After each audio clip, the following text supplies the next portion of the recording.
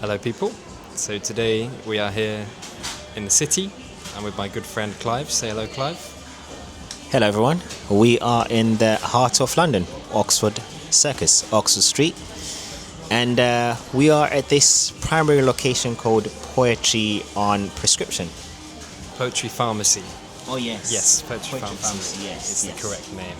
And I found out of this place through a friend, but also because I read a book called The Poetry Pharmacy, which is built on a concept of having a cure for various different things. So maybe if you're going through a breakup or feeling sad about life or you need some inspiration, within the book you open the page and it gives you the particular a particular poem to solve that problem.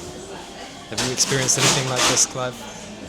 I've never experienced anything like this, but I think it's a great concept because I think the way I visualize life, poetry is all around us, but sometimes the way you express it, it can be very difficult. So having a place like that, having something that you can read and relate to, depending on what kind of emotion you're going through, it's very handy. And surprisingly enough, we just ordered teas, and it happens to that's your tea. What tea are you having at the moment?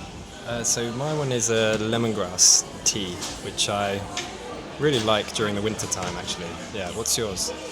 I'm having the matcha tea. It's Senchia, and they gave us a surprise note, which happens to be a short note around a poetry, and my one reads, "Be able to be alone, lose not the advantage of solitude," by Thomas Brown.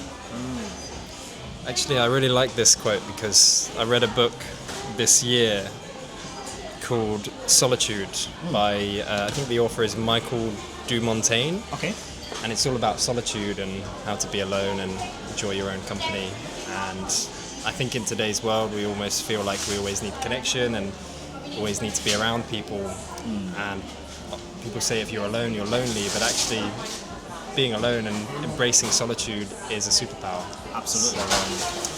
But I've also got one here which says, "If you look for the truth outside yourself, it gets further and further away," by Tung Shan, 807 to 869. What does that mean to you?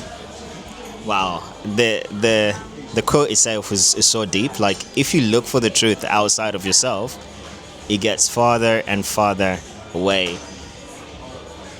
I can see it in two ways, right? So the first way is there's always the inner truth, right? The one thing that you already know, the one thing that you have already inbuilt, so that pre-conscious belief around certain things, maybe about yourself. The second interpretation around, if you look for the truth outside of yourself, so things that are known, right? It gets farther and farther away. So the more further it goes in terms of distance, I feel like it's a discovery.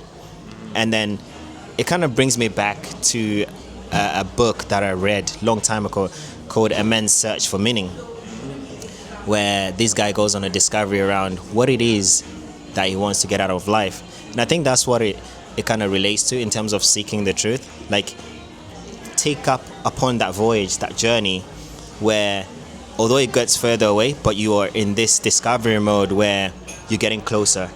It's almost like a paradox. It gets further away because you're looking for it, but because you're on that journey, you're traveling, you're going to get closer again. So yeah, it's quite deep. What is your take about the quote? Yeah, so what you're saying there is the more you're searching for it, and it feels like it's getting closer, but actually it's getting further away. Yeah. So I think that it reminds me of the saying, the more you know, the more you don't know.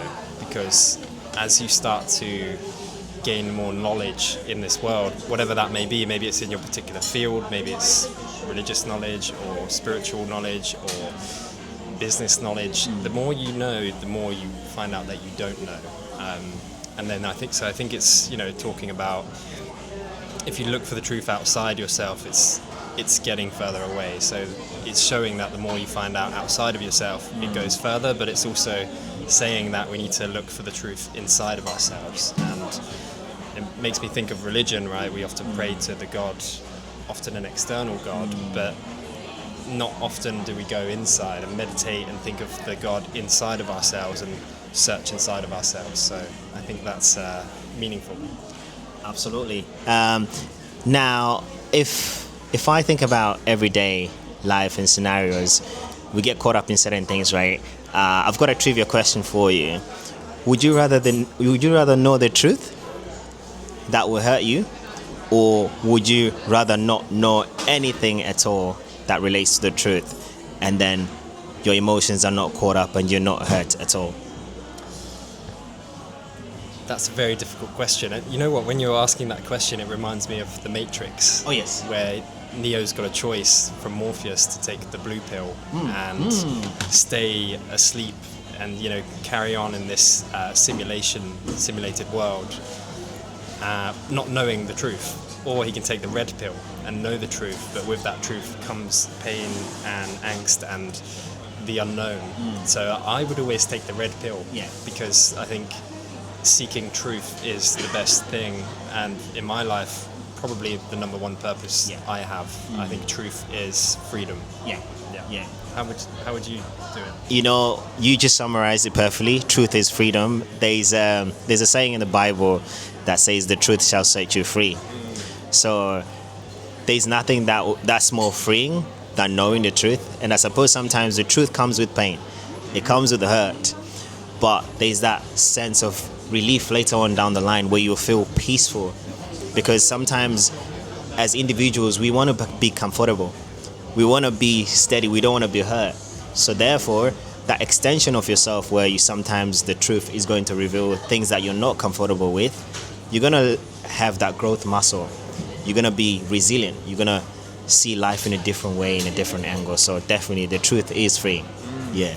Absolutely, because life is duality, right? We have good and evil, you know, wrong and right. Everything is the sun and the moon, day and night. Everything is duality. So with truth, of course, there's going to be the opposite to that. There's going to be lies and there's going to be evil as well. And we have to accept that there is, you know, without evil, there is no good as well. So, and when you're talking about that, it reminds me of a quote from Kendrick Lamar. Oh, yeah.